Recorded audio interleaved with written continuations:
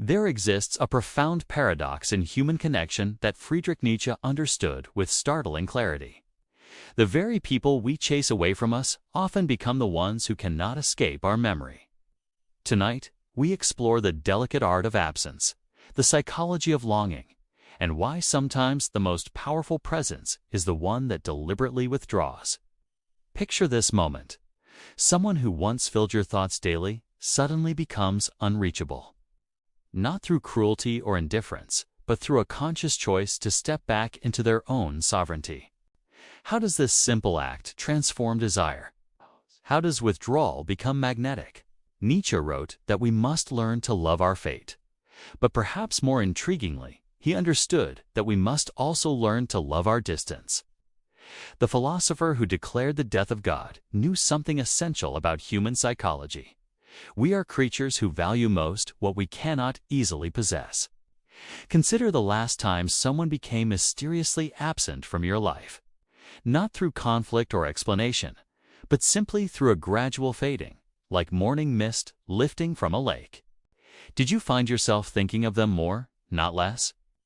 Did their silence speak louder than their words ever had?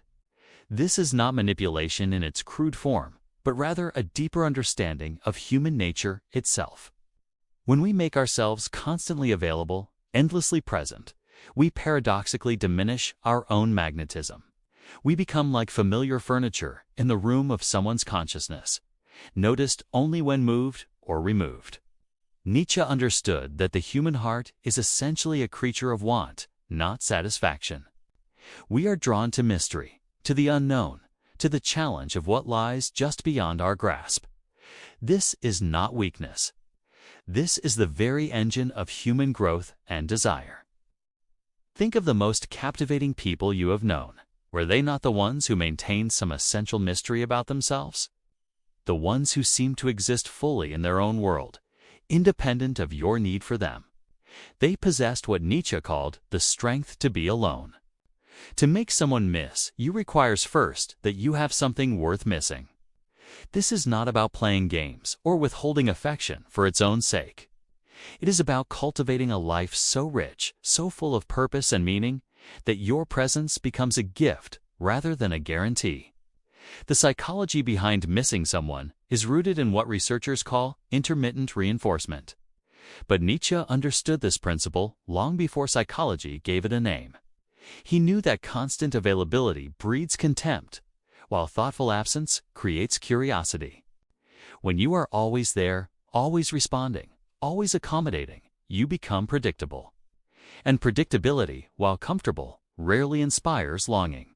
The human mind seeks novelty, seeks challenge, seeks the thrill of uncertainty within the safety of connection. But here lies the crucial distinction. Withdrawing to manipulate is entirely different from withdrawing to honor yourself. One comes from a place of insecurity and control. The other emerges from self-respect and authentic living. Nietzsche would have despised the former and celebrated the latter. To truly understand this psychology, we must first understand ourselves. What makes you worth missing? What unique gifts do you bring to the world? What passions consume you when you are alone? These questions matter because they determine whether your absence creates genuine longing or mere relief. Nietzsche spoke of the overman, not as superior to others, but as someone who has overcome their need for external validation. Such a person naturally creates the kind of absence that breeds longing, because they exist fully, whether witnessed or not. Consider how this plays out in daily interactions. The person who texts immediately, who always says yes to every invitation, who molds themselves to fit every expectation, they may be liked, but are they missed when gone? Or do they simply blend into the background of life's routine? Contrast this with someone who maintains boundaries, who has their own pursuits, who sometimes says no to preserve their energy for what truly matters to them. When such a person is absent, their absence is felt precisely because their presence was never taken for granted. This principle extends far beyond romantic relationships. In friendships, in professional settings, in family dynamics, the psychology remains consistent. We value what we cannot control, what maintains its own center of gravity, what exists independently of our need for it. But let us be clear about what this is not. This is not about becoming cold, distant, or unavailable to those who genuinely need us. It is not about withholding love or support to create artificial scarcity. These tactics may create temporary longing, but they destroy trust and authentic connection. Instead, Nietzsche's insight points us toward a more profound truth. The most attractive quality a person can possess is a deep sense of their own worth, independent of others' recognition. When you know your value, you naturally create healthy boundaries that others find both challenging and irresistible. The psychology of missing someone is intimately connected to the psychology of mystery.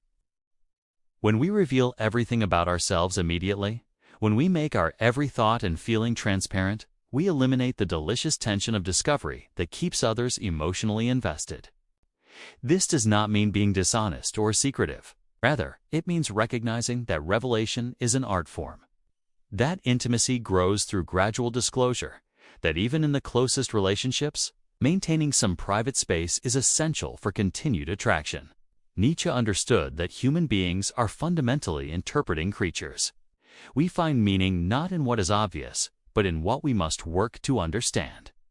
When someone maintains an element of mystery, we become active participants in knowing them, rather than passive recipients of information. Think of the difference between a book that reveals its ending in the first chapter and one that unfolds its secrets gradually. Which one keeps you turning pages? Which one do you think about when you are not reading it? The same principle applies to human relationships. The art of making someone miss you begins with the art of missing yourself, of having a life so engaging that your own company is genuinely enjoyable. When you can be alone without being lonely, when you can find fulfillment in your own pursuits, you naturally become more attractive to others. This self-sufficiency creates what psychologists call secure attachment, the ability to connect deeply while maintaining your individual identity. People with secure attachment naturally create the right balance of presence and absence that generates healthy longing in others. But why does absence create longing in the first place? Nietzsche would say it is because absence forces us to move from the realm of the actual to the realm of the possible. When someone is constantly present, we know exactly what we have. When they are absent, our imagination fills the space with all they could be. This imaginative space is where longing lives. It is the gap between memory and possibility, between what was and what might be again. In this space, the absent person becomes idealized, enhanced, transformed by the alchemy of longing into something more compelling than their actual presence ever was. Consider how this works in your own experience. The friend who always cancels at the last minute may frustrate you, but they rarely make you miss them. However, the friend who is genuinely busy pursuing their dreams, who sees you when they can, but maintains their own priorities, their absence carries weight because their presence has meaning. The key insight here is intentionality. Random absence means nothing. Chosen absence, absence that stems from self-respect, from having other priorities, from honoring your own needs. This kind of absence speaks to something deeper in the human psyche. Nietzsche believed that we must become who we are, that we must find and express our authentic selves regardless of others' expectations. Paradoxically, this journey of self-discovery makes us more, not less, attractive to others. When we are genuinely engaged in becoming ourselves, we naturally create the kind of purposeful distance that generates longing. But this raises an important question. How do we balance creating healthy distance with maintaining genuine connection? The answer lies in quality over quantity. When you are present, be fully present. When you withdraw, withdraw completely. Half-hearted presence and half-hearted absence both fail to create the emotional clarity that generates missing. The psychology of missing someone is also deeply connected to the psychology of challenge. We are wired to pursue what challenges us, what makes us work for it, what demands our best efforts. When someone is always available, always agreeable, always accommodating. We unconsciously devalue them because they require no effort from us. This is not about being difficult for its own sake, but about maintaining enough independence and self-direction that others must rise to meet you rather than you constantly lowering yourself to meet them. Nietzsche called this loving from a height, caring for others while maintaining your own elevated perspective. When you withdraw your constant availability, you force others to confront what your presence means to them. Suddenly, they must choose to pursue connection rather than simply accept it as a given. This choice transforms the entire dynamic from passive reception to active engagement. The most profound absences are those that leave space for growth. When you step back, not in anger or manipulation, but in trust that the other person can handle your absence, you communicate a deep respect for their strength and independence. This kind of withdrawal often strengthens relationships rather than weakening them. Nietzsche understood that love without respect is ultimately hollow. To make someone miss you in a healthy way, you must first demonstrate that you believe they are strong enough to handle your absence, capable enough to pursue you if they choose, and valuable enough to deserve someone who has other options. This brings us to perhaps the most important aspect of this psychology: timing. There are moments when presence is required, when someone genuinely needs support, when withdrawal would be cruel rather than wise. The art lies in recognizing these moments and responding appropriately. The person who truly understands the psychology of missing knows when to stay and when to go, when to offer comfort and when to offer challenge, when their presence serves and when their absence serves. This intuitive wisdom cannot be reduced to simple rules, because it requires genuine care for the other person's well-being. When Nietzsche spoke of eternal recurrence, the idea that we should live as if we had to repeat every moment eternally, he was pointing toward a profound truth about choice and consequence. Every time we choose presence or absence, we are creating patterns that shape not only our relationships, but our very identity. The question then becomes, what pattern do you want to create? Do you want to be someone whose absence is barely noticed because your presence was never fully appreciated? Or do you want to be someone whose absence creates a meaningful space that others recognize and value?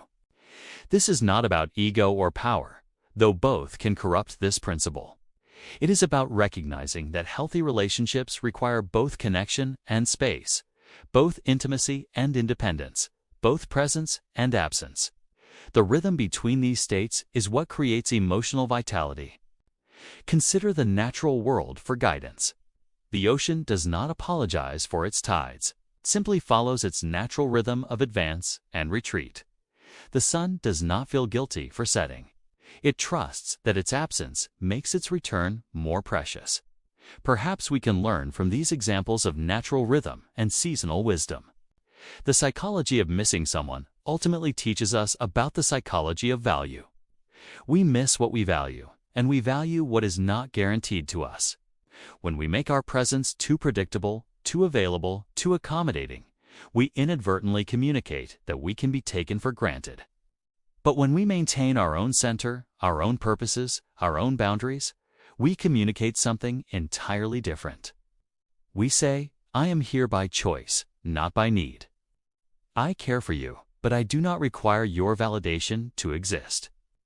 I offer my presence as a gift, not as a desperate bid for acceptance. This communication happens not through words, but through actions. Through the way we structure our time, through our willingness to be alone.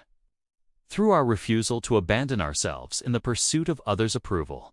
It is a form of nonverbal poetry that speaks directly to the unconscious mind. Nietzsche wrote that we must be careful not to stare too long into the abyss, lest the abyss stare back into us. Similarly, we must be careful not to gaze too constantly at others, lest we lose sight of ourselves. The person who can look away, who can find fascination in their own inner world, naturally becomes more fascinating to others. The deepest form of making someone miss you is not strategic at all. It is simply the natural consequence of living an authentic life, of having dreams and goals that exist independently of any relationship. of being genuinely interested in your own growth and development. When you are truly engaged in becoming who you are meant to be, you naturally create the kind of purposeful distance that generates healthy longing in others. Your absence becomes meaningful because your presence is never guaranteed, not because you are playing games, but because you have a life worth living. This understanding transforms the entire conversation from manipulation to authentic living, from strategy to sincerity, from power games to personal growth. The most powerful way to make someone miss you is to become someone genuinely worth missing. And perhaps that is Nietzsche's greatest gift to us, the reminder that our highest obligation is not to be needed by others, but to become fully ourselves. In doing so, we naturally create the kind of absence that speaks louder than words, the kind of distance that draws others closer, the kind of independence that makes our interdependence more precious. The psychology of missing someone reveals a profound truth about human nature. We are drawn to what we cannot fully possess, fascinated by what maintains its mystery, and attracted to what demands our best effort. Understanding this is not about manipulation. It is about recognizing the delicate dance between connection and independence that makes relationships truly alive. Tonight, as you reflect on these ideas, ask yourself, what would make your absence meaningful? What would make your presence a gift rather than a given? What would make someone genuinely miss you, not because you played games, but because you live so fully that your absence creates a real space in the world? The answer lies not in techniques or strategies, but in the courage to live your own life so completely that others naturally want to be part of it. This is the ultimate psychology of making someone miss you, becoming someone genuinely worth missing. If this message touched you, if these words stirred something deep in your soul, comment, "I choose my peace."